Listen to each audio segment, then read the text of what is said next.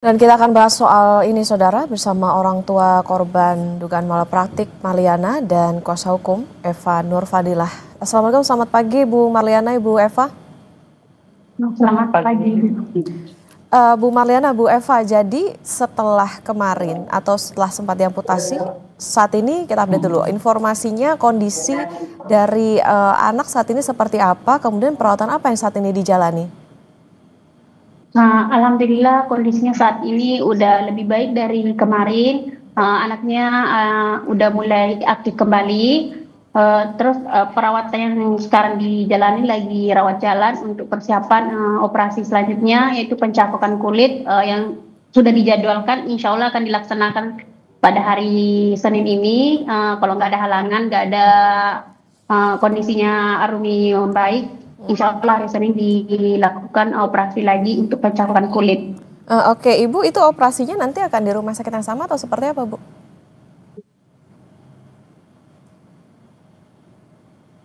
Bu Eva, Bu Marliana?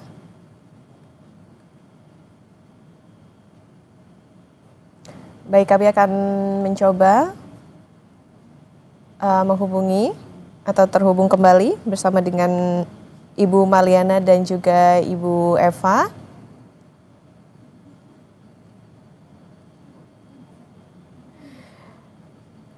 Oke, dan tadi saudara, berdasarkan informasi yang dikatakan atau disampaikan oleh orang tua dari anak balita asal desa Tambe, Ibu Marliana, bahwa untuk saat ini kondisi dari balita yang sebelumnya ini diamputasi karena dugaan malapraktik ini sudah mulai aktif kembali, kondisinya juga sudah membaik dan menjalani rawat jalan untuk nantinya persiapan melakukan operasi untuk pencakokan kulit rencananya di hari Senin. Dan saudara, ini diduga memang akibat malapraktik tangan seorang balita asal desa Tambe, Kabupaten Bima, Nusa Tenggara Barat, akhir harus diamputasi. Dan sebelumnya saudara, ini orang tua korban juga menuding adanya dugaan malapraktik ini yang dilakukan di 3 layanan kesehatan milik pemerintah, yaitu di Puskesmas Bolo, di RSUD Sondusia di Kabupaten Bima, dan juga di RSUD Bima. Jadi memang sebelumnya saudara, balita ini dirujuk atau mendapatkan perawatan begitu di Puskesmas Bolo terlebih dahulu. Kemudian karena memang kondisinya yang harus dirujuk ke rumah sakit, akhirnya dibawa ke RSUD di Sondusia, RSUD Sondusia NTB, kemudian di RSUD di NTB. Dan saudara, di umur yang belum genap 2 tahun, balita perempuan yang saat ini visualnya Anda saksikan harus kehilangan tangan kanannya akibat dugaan malapraktik. Dan kejadian ini saudara berawal pada bulan April di tahun 2025 atau April kemarin, saat bocah perempuan ini mengalami demam. Saat itu dibawa ke Puskesmas Bolo, di mana di tangan kiri yang dipasang infus ini bengkak hingga kemudian dipindahkan ke tangan kanan.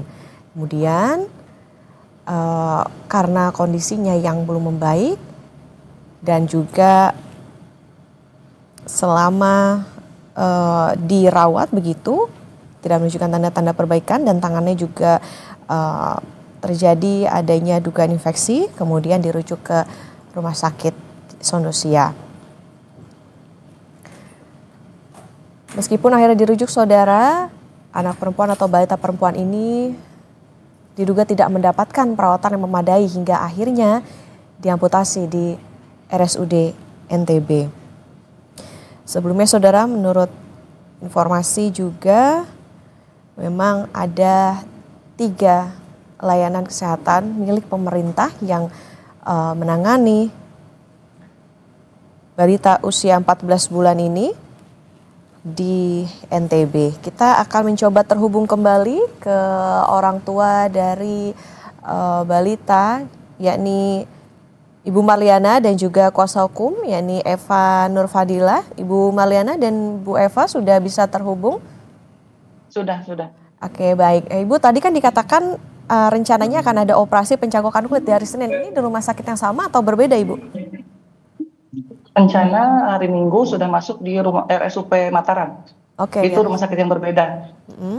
Oke, nah mungkin bisa diceritakan awal mula terjadi malapraktik sampai tangan anak Ibu Marliana ini harus diamputasi itu seperti apa? Berarti benar dikonfirmasi ya bahwa sebelumnya ini sempat sakit dibawa ke puskesmas kemudian dirujuk ke 2 rumah sakit lain sampai akhirnya diamputasi ini. Penyebabnya apa dan awal mulanya seperti apa Ibu?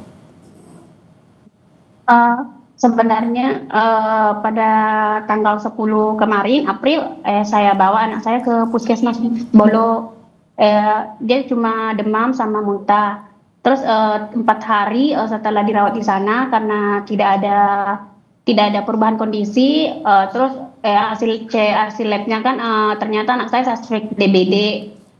Saya minta rujukan ke rumah sakit Sondosia pada tanggal 13. Sebelum dirujuk, ada perawat yang ingin menyuntikkan obat diimpus tangan anak saya. Tapi sebelum diimpus, saya sempat protes ke perawatnya kalau tangan anak saya mulai bengkak. Tapi perawatnya bilang itu tidak bengkak katanya, tetap dilanjutkan pemberian obat diimpus tangan anak saya.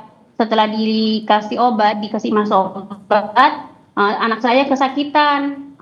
Terus saya lapor ke perawatnya, dilakukan pencabutan impus dan ternyata benar. Tangan anak saya jari-jarinya udah mulai bengkak, tangannya juga udah mulai merah. Kemudian disuruh kompres air hangat. Kan lagi persiapan rujukan ke rumah sakit Sondosia tanggal 13 malam dia dirujuk di RSUD Sondosia, diimpus lagi di tangan kiri karena kebetulan kan tangan kanannya udah bengkak, diimpus tangan kiri pas tanggal 14 pagi. Saya melihat tangan kanan anak saya yang dari puskesmas Bolo ternyata tambah bengkak. Terus datang dokter spesialisnya. Saya bilang ke dokternya tangan anak saya sudah mulai bengkak, bahkan tambah bengkak dari puskesmas Bolo. Dokter spesialisnya cuma menyarankan kompres air dingin karena katanya itu penumpukan cairan. Ada pemeriksaan? Tidak ada pemeriksaan, tidak ada pemeriksaan sama sekali. Namun setelah saya kompres air dingin yang ada tangan anak saya menghitam, bagian ini menghitam pergelangan tangan. Saya langsung minta rujukan ke perawat pada tanggal 14 itu, tapi tidak dikasih rujukan, tidak diaseskan pada tanggal 14 itu, cuma dikasih salep. Tapi karena kondisi tangan anak saya yang mulai parah, pembengkakannya udah di atas siku, saya minta rujukan lagi di tanggal 15 sama dokter umum. Tapi kata dokter umumnya harus konfirmasi dulu ke dokter spesialis. Sampai sore tidak ada konfirmasi, tidak ada penyampaian kalau rujukan saya di ACC. Makanya saya sebagai ibu Arumi langsung lari dari perawatan anak ke UGD, minta rujukan paksa ke dokter UGD-nya, baru di ACC-kan. Tanggal 15 malam saya sampai di RSUD Bima. Lanjut di RSUD Bima, di sana pun kondisi anak saya sudah parah. Dan 17 jam ya? Iya. Jadi tanpa ada tindakan apa-apa. Sampai di sana kan malahan dokternya di saat saya menanyakan soal kondisi tangan anak saya, dokter UGD di RSUD Bima menyampaikan kalau katanya itu bukan ranah mereka karena anak saya itu rujukan dokter spesialis. Jadi mereka tidak bisa menginformasikan, tidak bisa menjelaskan kondisi tangan anak saya. Namun pada saat tengah malam karena anak saya udah jari-jari tangannya udah nggak gerak, udah menghitam, udah parah, saya kembali ke dokter UGD-nya. Saya bilang sama dokternya jari-jari tangan anak saya ini udah mulai gerak, udah nggak gerak. Padahal tadi masih gerak. Terus dokternya cuma bilang, oh tidak apa-apa ibu, itu katanya itu cuma peradangan, bakalan kempes sendiri, itu udah dikasih obat antibiotik katanya. Terus karena saya terlalu khawatir sama anak saya, jadi saya bilang, dok saya takut jangan sampai nanti tangan anak saya diamputasi. Saya ngomong kayak gitu sama dokter UGD-nya. Namun jawaban yang tidak mengenakan malah saya dapat dari perawat. Dia mengatakan, ibu jangan terlalu overthinking, jangan terlalu tinggi pemikirannya katanya. Terus dokternya juga bilang, ibu tangan anak ibu bakalan aman aja, nggak bakalan terjadi apa-apa. Tapi bukan cuma di saat itu juga, sepanjang malam saya selalu melaporkan keadaan anak saya yang tidak bisa tidur, kesakitan. Tapi jawaban yang tidak mengenakan selalu saya dapat. Bahkan mereka bilang, ibu selama anaknya tidak menangis histeris, berarti anaknya bakalan baik-baik saja katanya. Jadi anak saya itu di RSUD Bima mulai dari malam tidak ada satupun dokter yang memeriksa anak saya sampai pagi. Kebetulan ada perawat yang datang di kasur anak saya, tempat saya tidur. Saya bertanya sama perawatnya, ini anak saya ini kapan diperiksa dokter? Dokter umumnya tidak mau memeriksa karena katanya itu bukan ranah mereka. Terus dokter spesialisnya kapan datang? Terus perawatnya ngomong, oh kalau dokter spesialis katanya nggak datang di UGD, harus dirawat inap katanya baru memeriksa. Terus saya lagi bilang, bagaimana ceritanya supaya anak saya ini diperiksa sama dokter spesialis? Perawatnya malah bilang, emangnya ibu udah pesan kamar? Saya nggak tahu kamar apa. Saya bilang, kamar apa? Maksudnya gimana? Dia harus katanya pesan kamar dulu. Jadi saya diarahkan ke resepsionis. Terus saya ke sana. Saya nanya ke bapaknya, Pak, saya mau pesan kamar. Terus diperiksa, ternyata saya itu anak saya BPJS kelas 3. Pas diperiksa kamar, ternyata nggak ada kosong katanya. Oh Bu, mau maaf, untuk kamar kelas 3 full. Kalau ada paling besok pagi atau besok sore. Karena saya terlalu khawatir sama anak saya pun bilang sama resepsionisnya, nggak apa-apa Pak, saya bayar kamarnya. Yang penting anak saya diperiksa sama dokter spesialis. Terus bapak yang di sana ngomong, kalau ibu mau bayar kamar, berarti ibu harus masuk umum katanya. Jadi bukan hanya kamar yang bisa dibayar. Saking saya pengennya anakku diperiksa dokter spesialis. Terus saya pulang lagi dari resepsionis karena nggak ada bisa dapat kamar. Saya pulang lagi ke anak saya. Saya menangis karena tidak ada satupun dokter yang periksa anak saya. Pas saya udah menangis histeris, mereka pada baru panik. Tiba-tiba datanglah dokter spesialis bedah, dia memeriksa tangan anak saya. Dia bilang kondisinya sudah sangat parah. Dia cuma melihat tanpa ada instruksi lagi. Kemudian datanglah dokter spesialis orto lagi, langsung persiapan operasi. Pada saat itu juga dari UGD langsung ke kamar operasi. Pas dioperasi ternyata dokter ortonya bilang kalau jari-jari tangan anak saya udah nggak ada aliran darah, udah nggak ada. Jadi dokter minta persetujuan lagi sama suami untuk membedah bagian ini supaya katanya ada aliran darah. Setelah dioperasi anak saya dibawa di perawatan bedah. Di perawatan bedah pun dicampur dengan orang dewasa. Padahal anak saya bayi 15 bulan. 15 bulan dicampur sama pasien-pasien yang lain. Dan pada saat jam 1 malam anak saya kejang dan tidak ada satupun dokter yang bisa memeriksa dengan alasan katanya harus personal, harus ada kenalan. Untuk keluarga suami punya kenalan, barulah dokternya datang ke perawatan itu periksa anak saya. Besoknya baru dibawa ke ruangan ICU karena kondisi anak saya sudah tidak, kondisi tangannya sudah sangat mengkhawatirkan. Jadi saya minta rujukan lagi ke RSUP Mataram pada tanggal 18 sampai di RSUP tanggal 11 pagi. Dan dilakukanlah operasi amputasi pada tanggal 12 Mei 2025. Anak saya sekarang udah nggak ada tangan, udah diamputasi. Oke, baik. Ibu, ini kan akhirnya diamputasi di RSUD Bima, tapi ini apakah sudah dilaporkan Ibu ke polisi? Bagaimana tindak lanjutnya hingga saat ini? Pihak keluarga sudah melaporkan, tapi sampai sekarang kami belum menerima informasi apa-apa tentang perkembangan kasus anak saya. Belum ada laporan tertulis, SP, 2HP, nggak ada. Kami belum menerima apapun. Jawabannya mereka selalu penyelidikan, sementara ada proses, tapi belum ada hasil sampai sekarang. Belum ada. Dari polisi belum ada informasi lebih lanjut, hanya dikatakan penyelidikan. Artinya memang dari sejak awal dari pihak rumah sakit pun juga tidak memberikan penjelasan yang pasti soal penyebab ketika dari awal tangan anak ibu bengkak bahkan sampai sekarang sudah diamputasi dan akhirnya dilaporkan ke polisi. Ini juga belum ada informasi lebih lengkap soal ini ya Bu ya? Belum ada yang buka suara, belum ada sama sekali. Itu dari kapan Ibu dilapor ke polisinya sampai saat ini?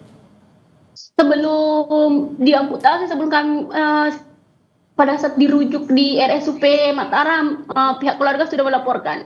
Sekitar 12 April kurang lebih. Iya. 12 April. 2020. Oke. Kurang lebih. Dan itu amputasinya di RSUP Mataram ya, bukan di Bima? Iya, di RSUP Mataram. Oke, Ibu, infonya Anda dan suami bahkan sampai resign dari pekerjaan demi mendampingi putri Anda. Seberapa berat sebetulnya situasi saat itu hingga diambil keputusan itu?